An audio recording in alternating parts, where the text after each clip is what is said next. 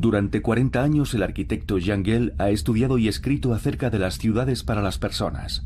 Sus ideas han inspirado a arquitectos, urbanistas, políticos y pensadores de todo el mundo.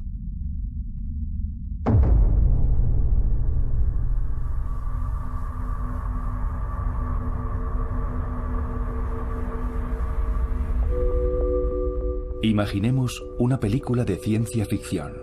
Estamos en un frío y distante paisaje urbano.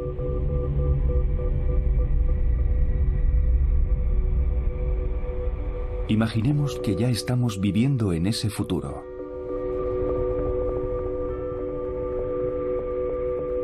La megaciudad ya es una realidad. Y se parece mucho a las visiones de las películas de ciencia ficción del siglo XX. Pronto existirán las gigaciudades.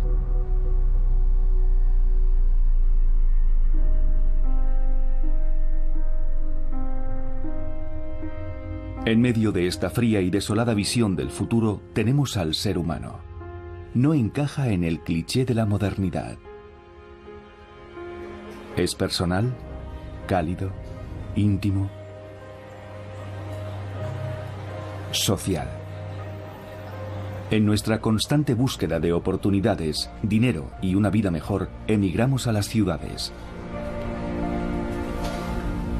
Pero la forma en que construimos ciudades invita a la interacción humana, a la inclusión y a la intimidad.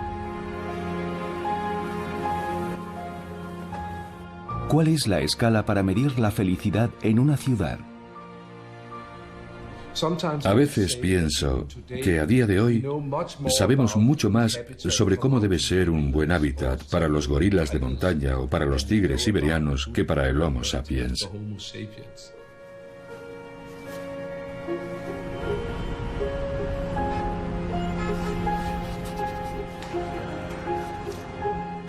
Comprender la naturaleza, las actitudes y las aspiraciones de la gente es el eslabón perdido, e indiscutiblemente ahí está la solución.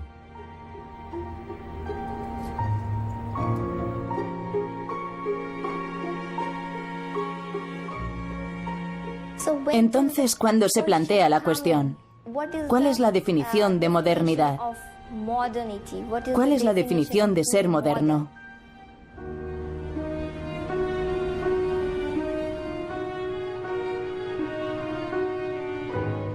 Si pensamos en cómo vivíamos antiguamente, vivíamos en tribus y clanes, pequeñas comunidades, aldeas, grandes grupos familiares.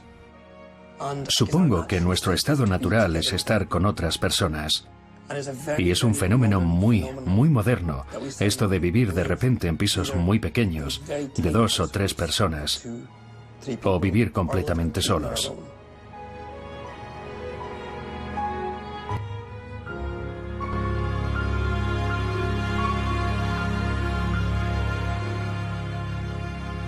Capítulo 1. Primero modelamos nuestras ciudades y después nos modelan ellas. Alrededor de 1960 hubo un periodo interesante, cuando realmente despegaron el boom económico y la era industrial en los países occidentales. Mucha gente emigró desde el campo a las ciudades y se produjo una gran demanda de viviendas.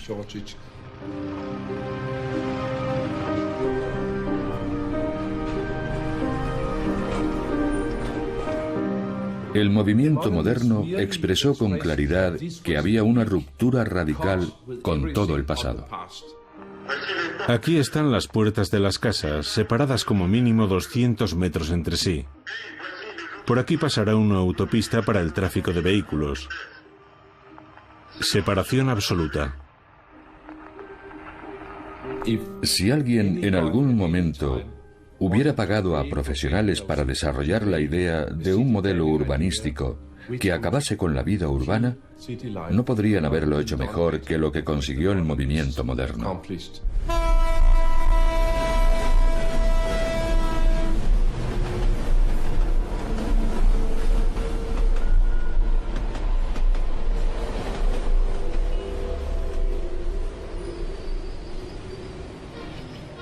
En mi infancia, China era totalmente diferente.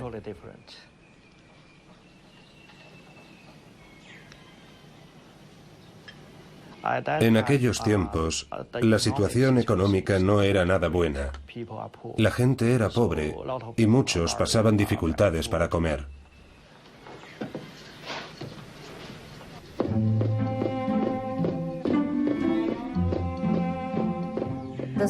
El país era mucho más agrícola. Pero en los últimos 30 años se ha abierto la puerta al mundo y la población de China está emigrando a las ciudades. De modo que la urbanización es el verdadero desafío y se está produciendo muy rápidamente.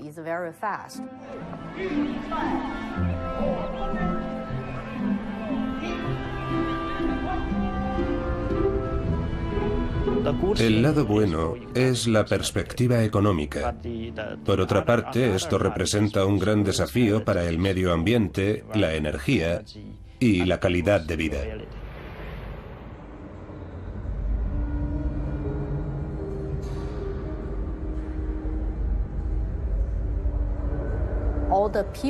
Toda la gente que emigra a las ciudades tiene que adaptarse a la vida urbana y al cambio de estilo de vida.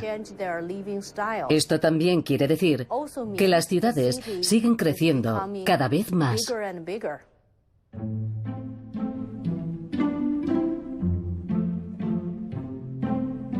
En la actualidad vemos muy claramente el proceso de urbanización en China, donde está teniendo lugar la misma modernización que en Occidente, pero en menos de una generación. Se construyen nuevos complejos de viviendas en la periferia de las ciudades y la gente tiene que viajar diariamente al centro a trabajar. Las zonas comerciales de grandes rascacielos se han convertido en la imagen distintiva de la ciudad moderna china. Estábamos empeñados en ganar a los países extranjeros. Si vosotros tenéis un edificio muy alto, nosotros tendremos otro mayor. Sin embargo, después de todos estos años, al volver la vista atrás, creo que hemos incurrido en la mayoría de los errores que cometieron los países occidentales.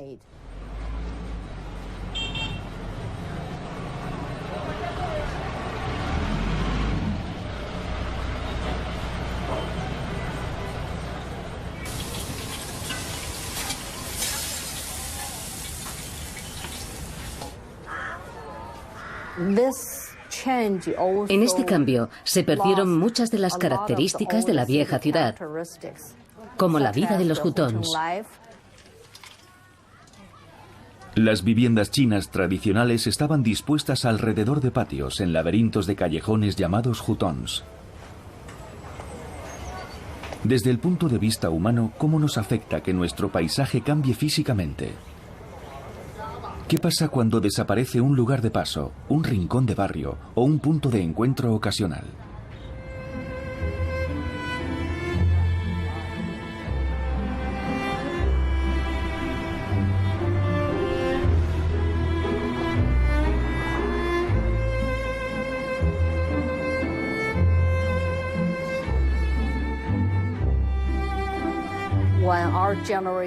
Cuando nuestra generación se hace más rica, tendemos a apreciar la oportunidad de tener un coche y de conducirlo.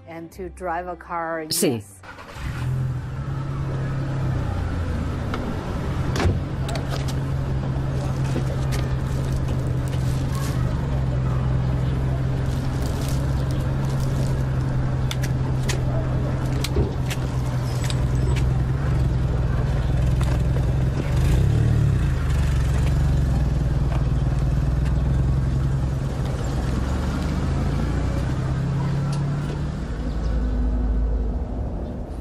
El consumo de vehículos y bienes inmuebles es el principal generador de crecimiento en todo el mundo.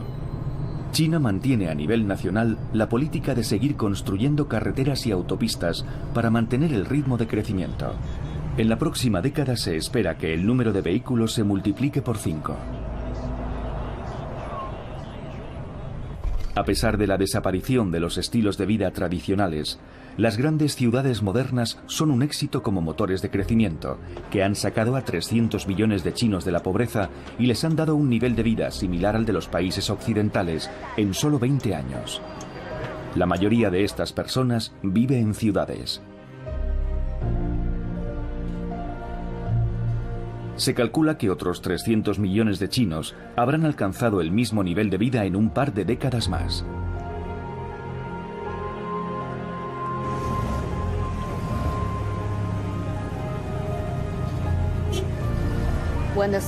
A medida que la ciudad se hace más grande, el esfuerzo del desplazamiento aumenta, porque hay que cubrir distancias muy largas y eso se lleva cada vez más tiempo del día. Cuando la gente llega a su casa, ya es de noche. Después de cenar, todo el mundo está cansado y la gente no se relaciona mucho. No conocemos a nuestros vecinos.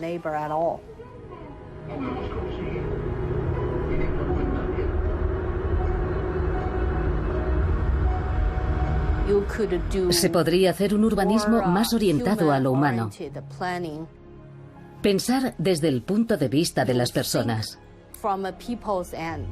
A ti, como persona, ¿qué tipo de vida te gustaría tener?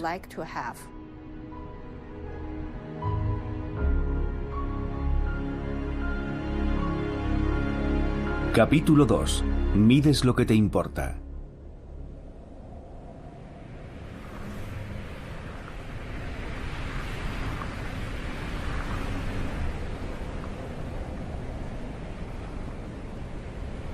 En los años 60, Copenhague vivió la misma modernización que está viviendo China actualmente.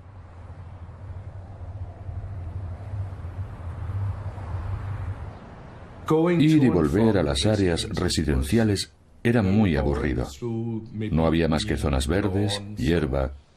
No había actividad, ni tiendas, no había nada. Solo tú, la hierba y el cielo. Y esa es la gran crítica que se hace a los proyectos de viviendas y a las grandes urbanizaciones de los 60, que se diseñaron para el aislamiento absoluto. Sales de casa, riegas las plantas en el jardín, miras a un lado y a otro de la calle, no ves a nadie y vuelves a entrar. Nadie sabía que la forma en que construimos las ciudades tiene una influencia directa en los estilos de vida y en la vida de las personas. Puede que hubiera alguna teoría al respecto, pero no había ningún tipo de información, y entonces me di cuenta de que hacían falta gran cantidad de datos básicos. Desde los años 40 la planificación urbana se había estructurado en torno al automóvil y el flujo del tráfico se había documentado sistemáticamente para mejorar la velocidad y la eficiencia de los coches. Jangel decidió elaborar una serie de datos distintos para cuestionar el enfoque unilateral basado en el tráfico de vehículos. Como profesor de la Escuela de Arquitectura, involucró en la investigación a sus alumnos y colegas. Era increíblemente refrescante pasar un día entero en un sitio de la mañana a la noche observando lo que hacía la gente. ¿Cuánto tiempo pasaban allí? ¿Dónde se detenían? ¿Por dónde iban? Registrábamos todos esos datos, pero al mismo tiempo veíamos cómo evolucionaban las cosas. Los patrones de comportamiento de las personas se hicieron evidentes cuando se eliminó el tráfico de las calles principales de Copenhague. Según se iban peatonalizando calles a lo largo de los años, Jangel estudió cómo influían estos cambios en el comportamiento de la gente.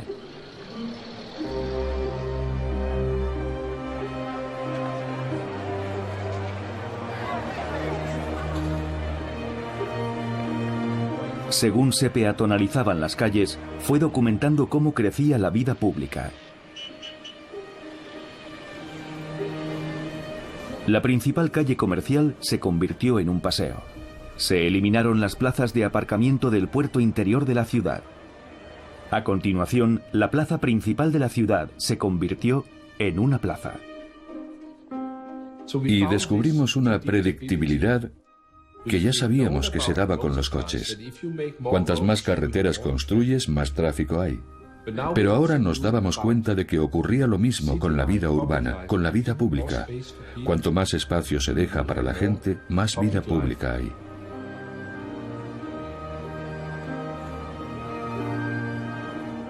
Si podemos tener espacios donde la mayoría de nosotros nos sintamos invitados, de manera que no estemos en el espacio de otros, ni los otros en el nuestro, sino que todos estemos en el espacio común, entonces se hace posible que se encuentren diferentes capas de la sociedad, distintos grupos de usuarios, distintos estilos de vida.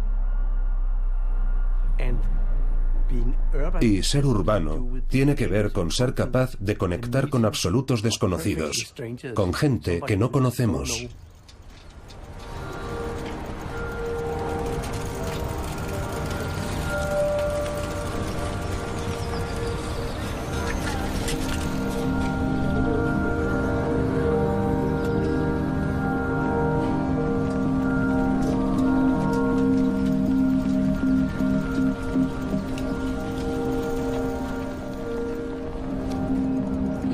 Es muy evidente cómo en las ciudades donde se han perdido los espacios públicos, ahora, por lo general, están muy interesados en recuperarlos y reactivarlos. ¿Qué hacemos cuando la gente ya no sale para nada de sus casas? En estas ciudades la vida se ha privatizado por completo.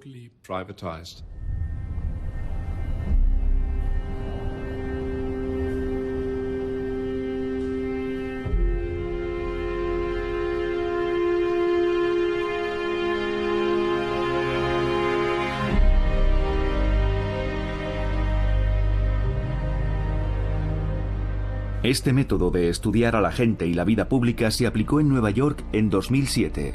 Como otras muchas ciudades norteamericanas, Nueva York se había centrado por completo en conseguir un tráfico eficiente, y para ello había construido una gigantesca red de autopistas que la conectaban con barrios residenciales a varias horas de distancia. En los años 50, Robert Moses trajo un cambio extraordinario a la ciudad de Nueva York. Construyó un gran número de autopistas y carreteras.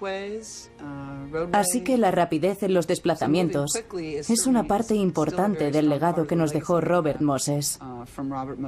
Y pensar a lo grande también es una parte esencial de ese legado.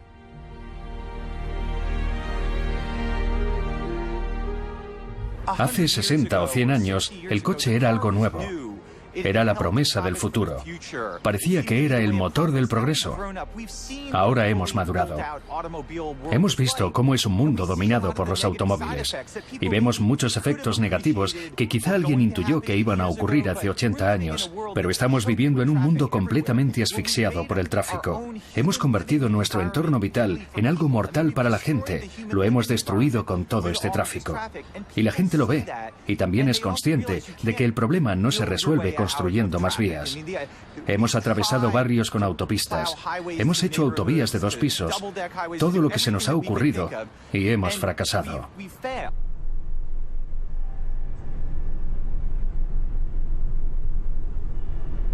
Y es incuestionable. Si estás en Nueva York, sabes que la ciudad tiene que cambiar. Nuestra ciudad se ha quedado anticuada, y nuestros sistemas también. Y ha hecho falta ver el problema en perspectiva para decir, muy bien, vamos a utilizar este crecimiento en nuestro favor, invirtiendo en nuestros sistemas de infraestructuras clave, y con ello vamos a recuperar la ciudad y a restaurar una competitividad que nos convierta en la ciudad más grande y más verde del mundo. Si ves fotos de cómo era antes Times Square, la imagen de Nueva York era la de los taxis circulando por la plaza o la gente parándolos. Había una fuerte cultura del automóvil en Nueva York. Los que dirigen el tráfico se habían convertido posiblemente en la gente más poderosa de la ciudad.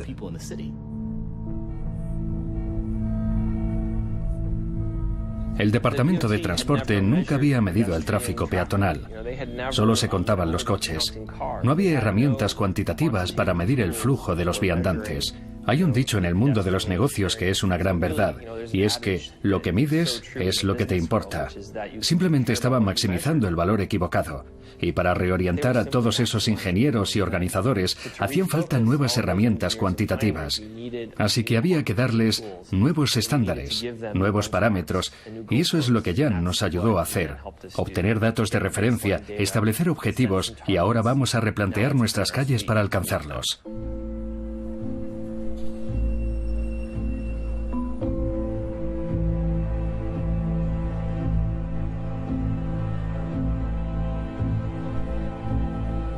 Un 90% del espacio de Times Square estaba dedicado a los coches y solo el 10% a las personas.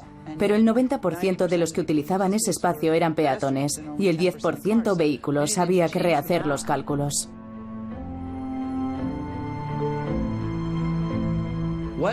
¿Qué pasa? En Times Square no hay una plaza. El 89% del espacio no es una plaza. Eso es muy fácil de entender y la gente puede reaccionar ante ese hecho y exigir más. ¿Y no hay sitios para sentarse en Broadway? ¿Sabes qué? Esta calle está infrautilizada. Esta calle no es digna de una ciudad de primera.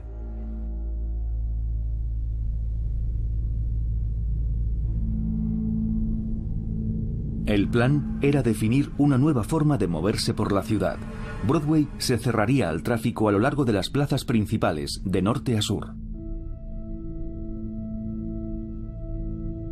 Y se construiría una red de carriles bici para conectar los barrios circundantes.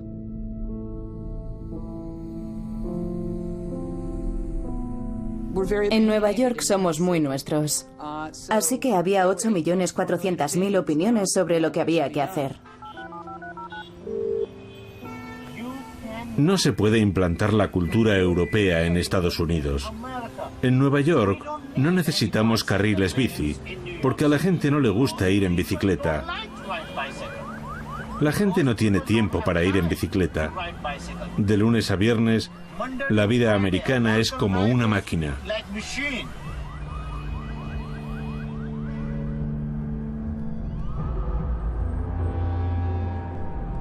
Cualquier tipo de cambio que se sugiriese encontraba resistencias porque afectaba a sus rutinas diarias. Y creo que lo que impulsó este cambio fue más bien una alineación, un mecanismo en esencia. Y ese mecanismo era el proceso del proyecto piloto.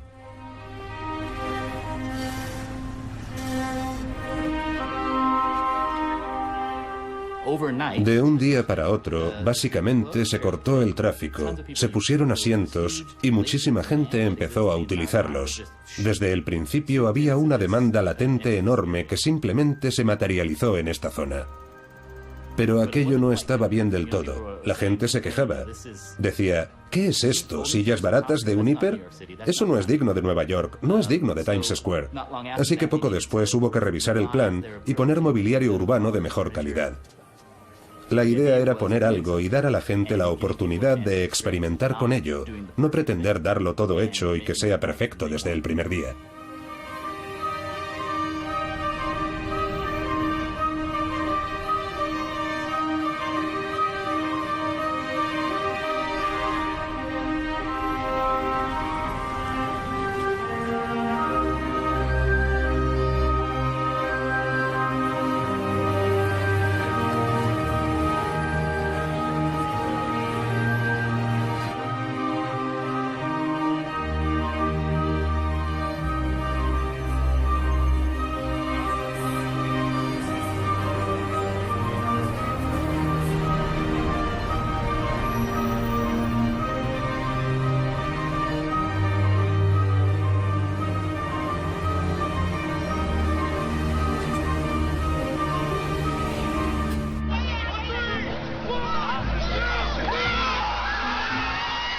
Por ejemplo, en Times Square, la gente hizo una pelea multitudinaria de bolas de nieve de forma completamente espontánea, no estaba planeada. No es que nadie dijera, vamos a despejar este espacio de aquí para hacer peleas de bolas de nieve.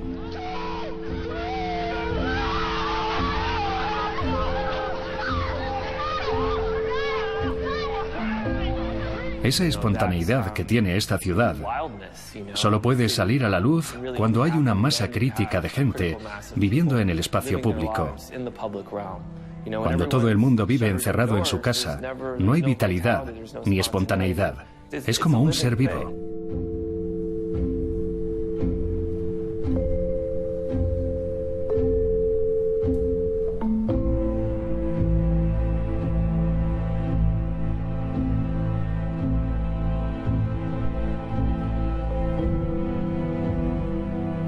Es como una fuente de interacción humana que está siempre alimentándonos. Y te das cuenta cuando lo ves. Te das cuenta cuando paseas por la calle en Copenhague. Puedes ver esa cualidad humana orgánica que creo que tienen las buenas ciudades.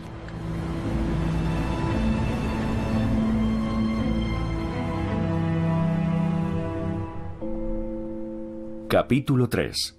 ¿Cómo hacer más con menos?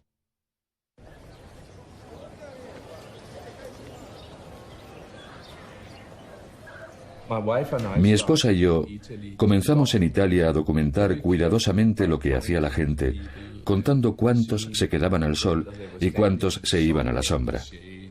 Queríamos saber qué pasaba en Italia, por qué a todo el mundo le parecían tan agradables las ciudades italianas.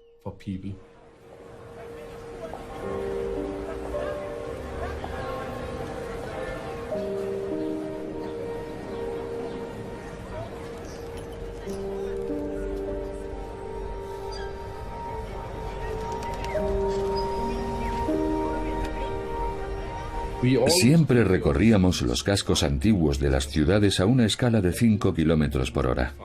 Eso quiere decir que cuando caminas a 5 kilómetros por hora puedes ver a la gente. La gente está un poco apretada. Y es un mundo muy sensual, muy interesante. Puedes ver todos los detalles. Hay colores, hay olores, hay ambientes sonoros muy interesantes.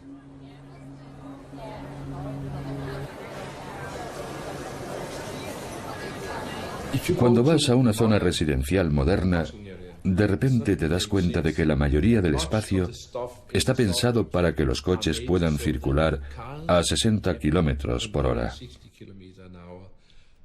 Para circular a 60 kilómetros por hora necesitas grandes espacios, grandes señales, grandes rotondas. Es una escala completamente diferente de la de una persona a pie.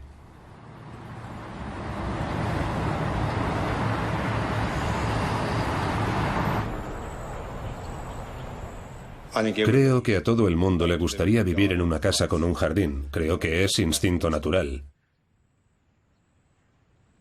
Pero cuando empiezas a pensar en lo que te va a costar a cambio, en el tiempo que vas a perder yendo y viniendo a trabajar, empiezas a replanteártelo. La gente acabará entendiendo la economía de la ciudad. Llegará a la conclusión de que vivir en las afueras puede no ser una buena inversión y de que la idea que tenían nuestros padres de una buena inversión puede no ser la nuestra. Lo que descubrí en los años 80 fue que Melbourne literalmente se estaba muriendo. Ya no vivía casi nadie en la ciudad. Teníamos que trazar una estrategia para cambiar aquello. Empezamos a escuchar lo que decía la gente y nos dimos cuenta de que la cuestión que nos estaban planteando era cómo tener una ciudad activa las 24 horas, pero con el aspecto y el ambiente de Melbourne. ¿No es la vida algo orgánico que surge donde menos lo esperamos? ¿Se puede diseñar y planificar una ciudad viva? ¿Se pueden cambiar los deseos de la gente? ¿Por qué ir andando si puedes ir en coche? Rob Adams descubrió en la disposición de los edificios del centro un recurso oculto que se convirtió en la clave para dar de nuevo vida a la ciudad. Antes, los callejones eran los espacios más espantosos de Melbourne. Producían inseguridad. Eran las traseras de los edificios.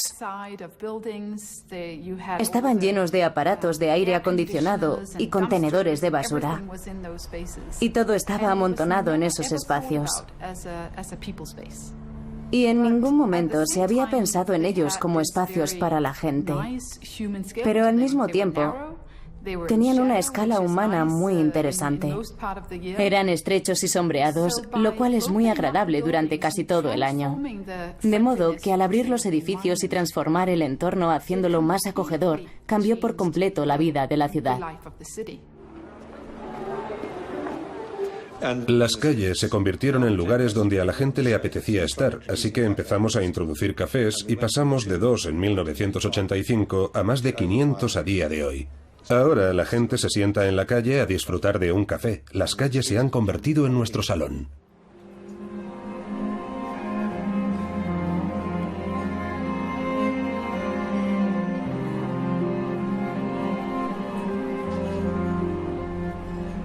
Melbourne ha mantenido durante los últimos 30 años su política de atraer de nuevo a la gente y volver a poblar el centro de la ciudad. En el futuro se espera que la población se doble y la ciudad confía en poder absorber ese crecimiento sin tener que construir más zonas residenciales. Ahora mismo viven en ciudades 3.600 millones de personas, un 50% de la población mundial. Y esa cifra va a subir a 6.500 millones para 2050. Vamos a tener casi que duplicar la capacidad de nuestras ciudades en 40 años. Y si vamos a plantearnos cómo hacer feliz a la gente y cómo hacer nuestras ciudades económicamente viables, la única forma es examinar estos espacios urbanos con mucha atención y comprender cómo funcionan. No tenemos tiempo ni dinero para construir las infraestructuras que va a precisar la población que tendremos dentro de 50 años. Así que habrá que examinar nuestra ciudad y empezar a plantearnos cómo hacer más con menos. Capítulo 4. Avanzando hacia un caos que has creado tú mismo.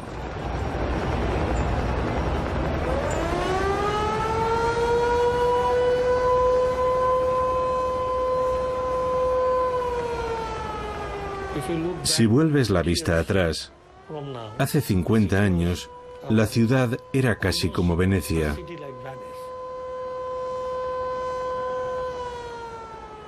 Por desgracia, después de la Guerra de Liberación, la política del gobierno fue construir un estado muy centralista alrededor de Dhaka, y comenzó una migración interior hacia la ciudad a un ritmo muy rápido.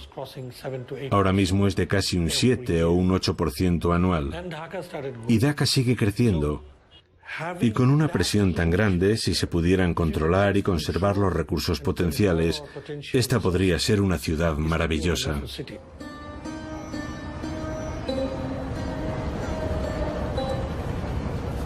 Dhaka es la ciudad que más rápido está creciendo en el mundo.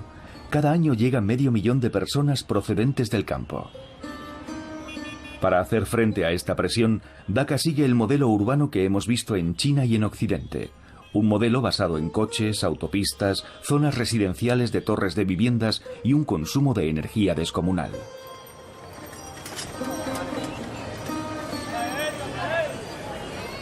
Varios activistas de Dhaka han traducido los libros de Jangel y han aplicado sus métodos para medir el flujo de peatones, rickshaws y vida pública, para inspirar un enfoque urbanístico distinto. Creo que fue en 2005 cuando la gente normal vio cómo el gobierno tomaba la medida de prohibir los rickshaws en ciertas calles. ¿Y cuál era la razón? Argumentaba que los rickshaws eran una de las principales causas de la congestión del tráfico en Dhaka. Así que los prohibieron. ¿Y qué es lo que vemos ahora? Que la congestión sigue ahí, porque no tuvieron en cuenta lo más importante. El principal problema era el aparcamiento. Los coches aparcan gratis y ocupan todo el espacio.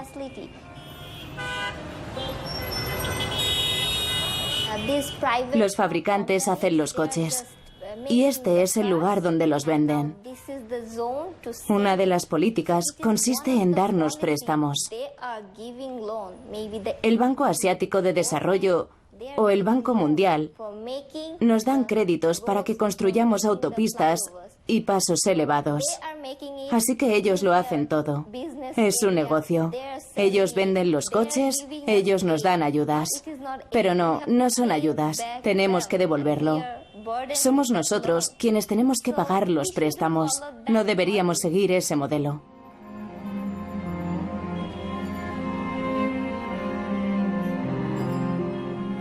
Además, cuando el gobierno prohíbe los rickshaws, está destruyendo puestos de trabajo.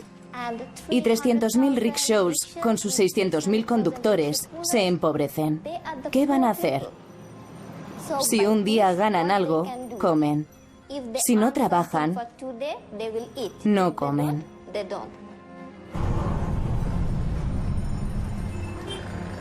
Solo un 5% de la gente usa coches particulares y un 37% rickshaws. Si ese porcentaje decidiera cambiarse al coche privado, no podrían ir a ninguna parte. Tendrían que comer en el coche, dormir en el coche, todo. Sí, es mi coche. Tengo un coche, pero no puedo hacer nada. Eso pasaría.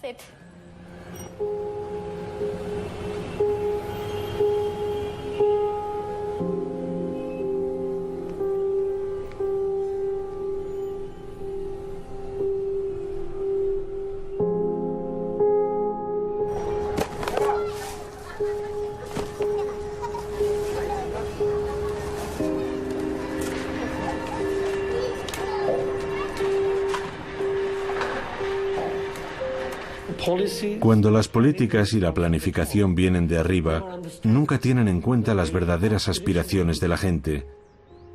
De modo que cuando se ponen en práctica, solo benefician a los ricos y a las clases medias altas.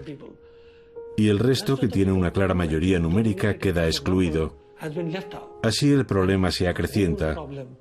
Por desgracia, si no incluyes a todo el mundo en la planificación y no piensas en sus necesidades de transporte y vivienda, te diriges hacia un caos que has creado tú mismo. Porque has ignorado a esa gente, pero sigue estando ahí. Puedes fingir que no existen, pero existen, y el problema es ese. ¿Qué se debe priorizar en esta modernización? ¿Y a quién?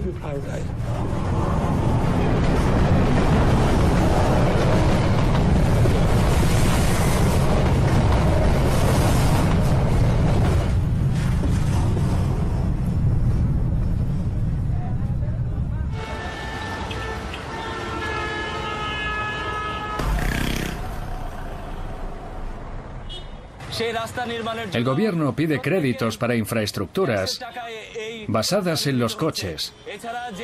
Esos créditos los pagamos todos. Pero la mayoría de los que tenemos que devolver esos créditos ni siquiera tenemos coche. Y hacer buenas aceras es mucho más barato.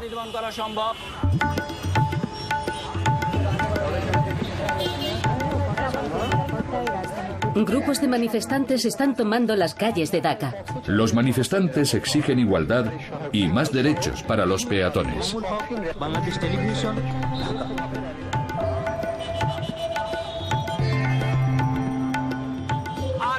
No necesitamos coches, necesitamos transporte público.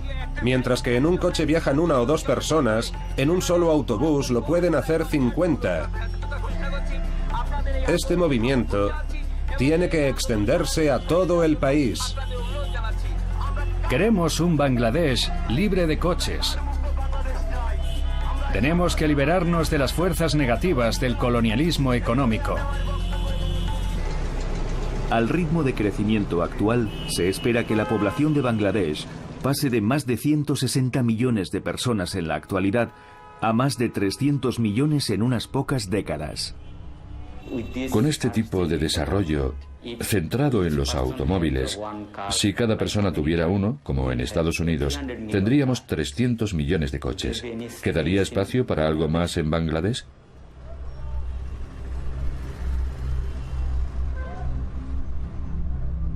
Así que a veces me enfado. No es que me enfade, me produce una gran inquietud. Nos estamos hundiendo. No sé cómo explicarlo.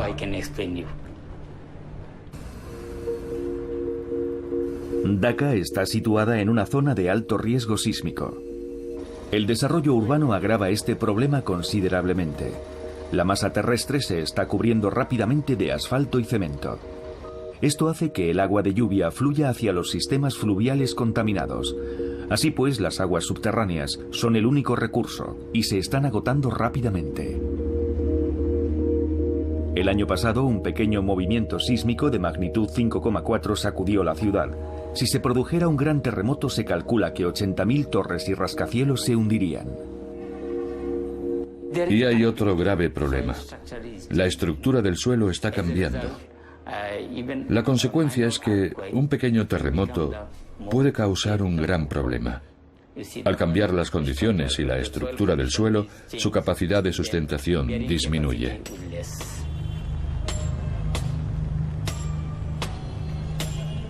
A veces no puedo dormir pensando que si sufriésemos un terremoto de magnitud 6, la mayoría de nuestros edificios no sobreviviría.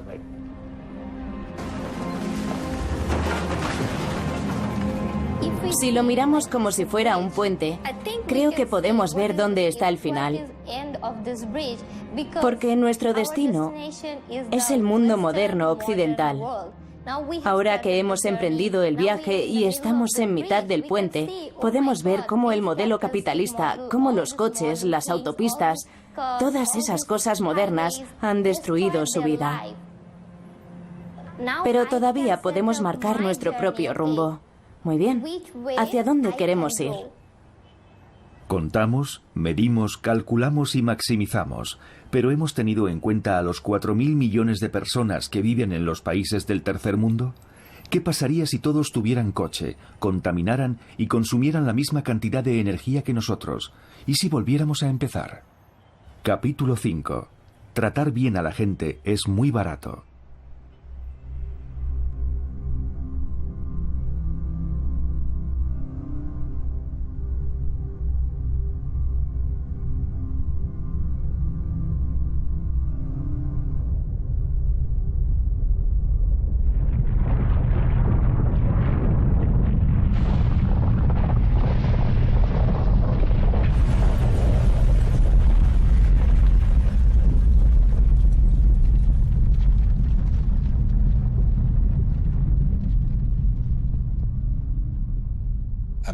Imagínese que se despierta y le está atacando a alguien con un gran madero. No sabíamos lo que estaba pasando. No había electricidad. El estruendo era increíble. No podías ponerte de pie ni encontrar nada. Estaba desorientado. Todo estaba lleno de libros y cosas que se habían caído. Y eso mismo le estaba pasando puede que a 500.000 de personas.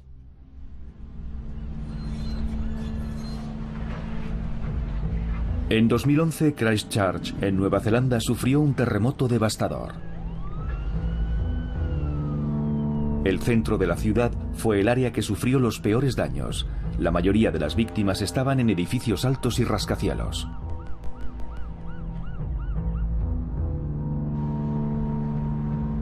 El impulso inmediato después del terremoto fue volver a edificarlo todo igual, dejarlo como estaba antes.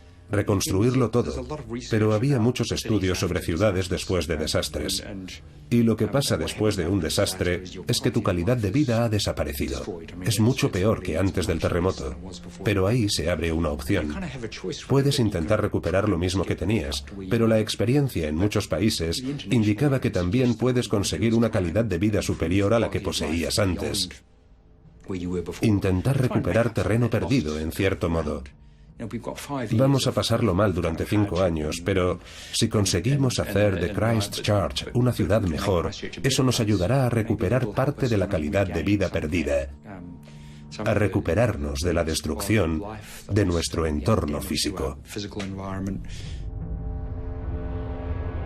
El centro de Christchurch se llama ahora la Zona Roja y está prohibido el acceso a toda el área.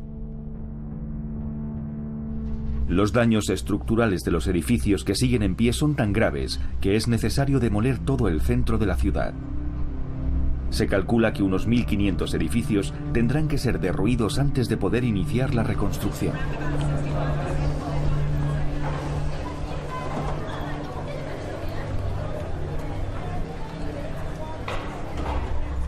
Recuerdo la primera vez que estuve en Christchurch.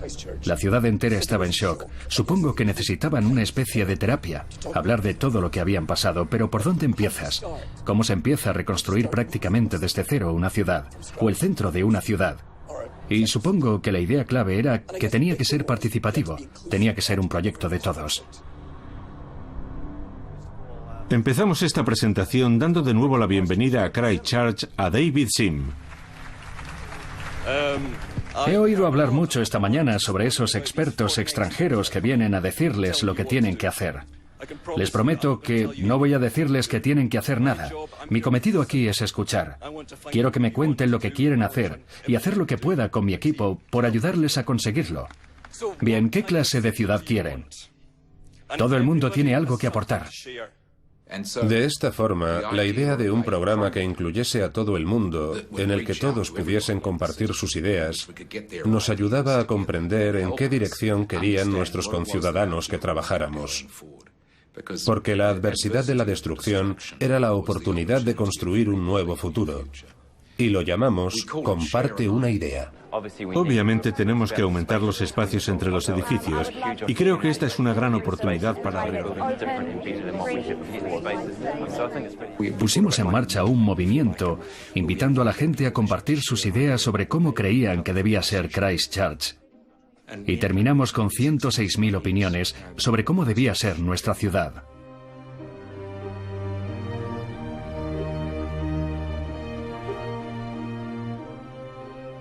Contratamos a unas 100 personas para que teclearan toda esa información que nos estaba llegando por Internet en trozos de papel, en post-its, y ahí empezaron a destacar las palabras clave que indicaban lo que pensaba la gente.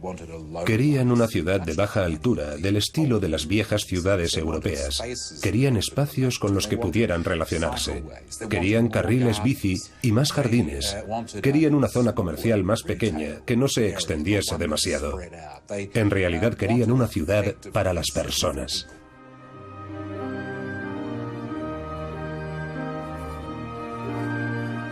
La gente de la ciudad, sin que nadie le dijera qué tenía que pensar, coincidía y sus ideas eran idénticas a gran parte del trabajo que Jan había estado haciendo en todo el mundo.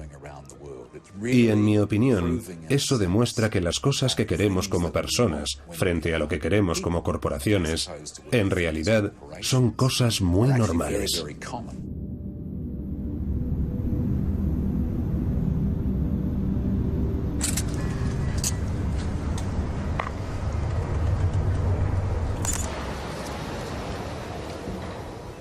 Creo que para la gente de la calle, los edificios tienen un valor mucho más importante, que es el de los recuerdos.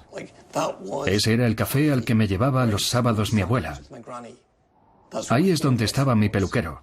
Ahí fue donde conocí a mi novia.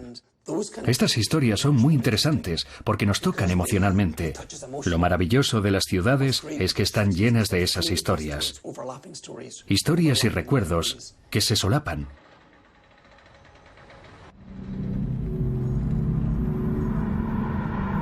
El plan de reconstrucción de Christchurch se ha convertido en una gran batalla. Propietarios de terrenos y promotores inmobiliarios se oponen a las regulaciones sobre altura de los edificios de oficinas. Los ciudadanos insisten en una ciudad de baja altura con un centro público vivo, donde los residentes y la actividad comercial puedan coexistir. La gran mayoría quería edificios bajos. Hicimos un estudio de viabilidad que llevó un tiempo y es interesante. Al final, el ideal eran 6 pisos. Al calcular los rendimientos en función del costo de los edificios, el mejor rendimiento era el de los 6 pisos de altura. Por encima de 6 pisos hay que poner unos cimientos más profundos y el edificio debe tener una estructura más resistente. Así que ahí hay un umbral. Por encima de esa altura los precios se disparan con respecto al rendimiento y entonces tienes que construir muchas más plantas para conseguir un buen rendimiento.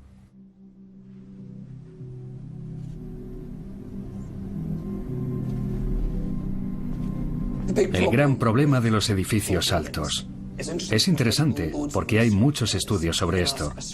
Si preguntamos a un médico o a una enfermera cuál es la base de una buena salud, todos te dirán más o menos lo mismo. Aire libre, ejercicio, relacionarse con gente. Y cuanto más alto estás en un edificio, menos probabilidades hay de que entres y salgas espontáneamente. Eso significa que la gente que vive en edificios altos tiene una vida más aburrida. Y hay mucha menos vida en las calles, de modo que eso de salir, moverse y tratar con gente es realmente vital. No vamos a construir lo que teníamos antes. Lo que teníamos fracasó.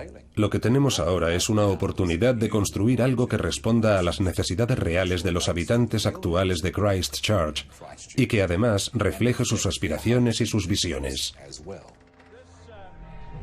El 18 de abril de 2012 las competencias sobre la reconstrucción de Christchurch pasaron del ayuntamiento a un nuevo organismo bajo el control del gobierno nacional.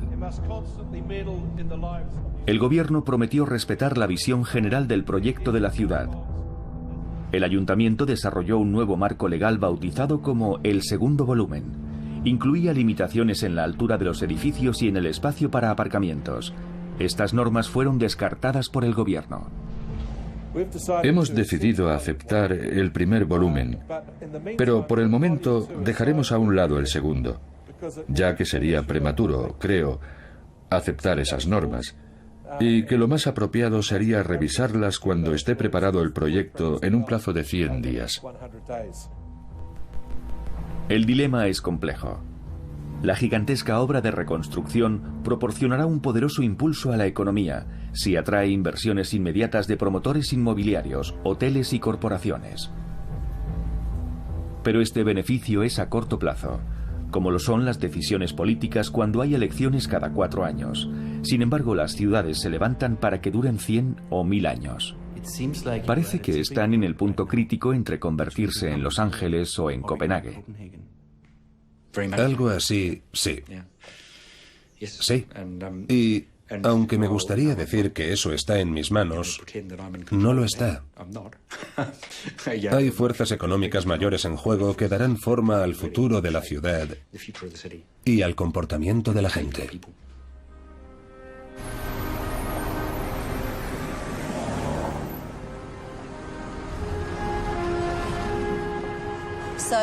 Se habla mucho sobre la futura ciudad de Christchurch.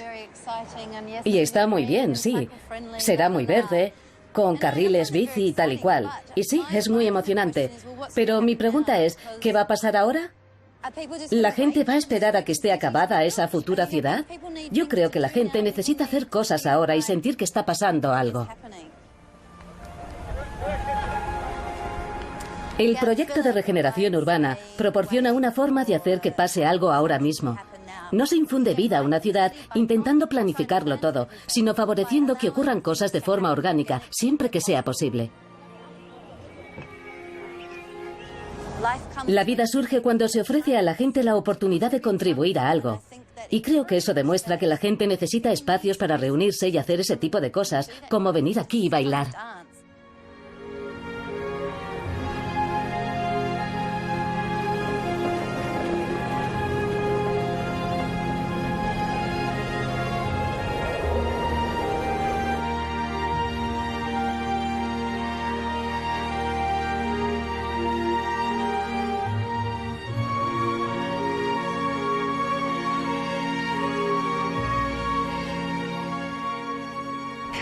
Supongo que existe una compleja tradición que procede de la forma en que enseñamos arquitectura y urbanismo.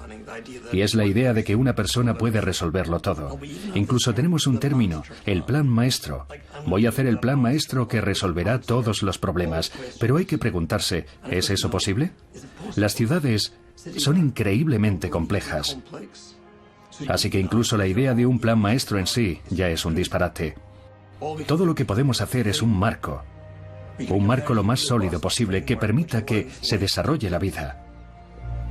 Una cosa de la que estoy seguro es que en 10 años, o en 20, o en 50, o en 100 años, los seres humanos serán más o menos del mismo tamaño.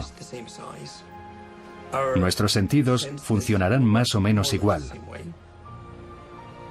Probablemente disfrutaremos relacionándonos igual que disfrutamos relacionándonos ahora.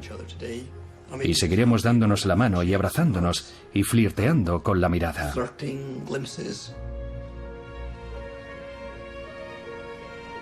No creo que podamos planificar las cosas.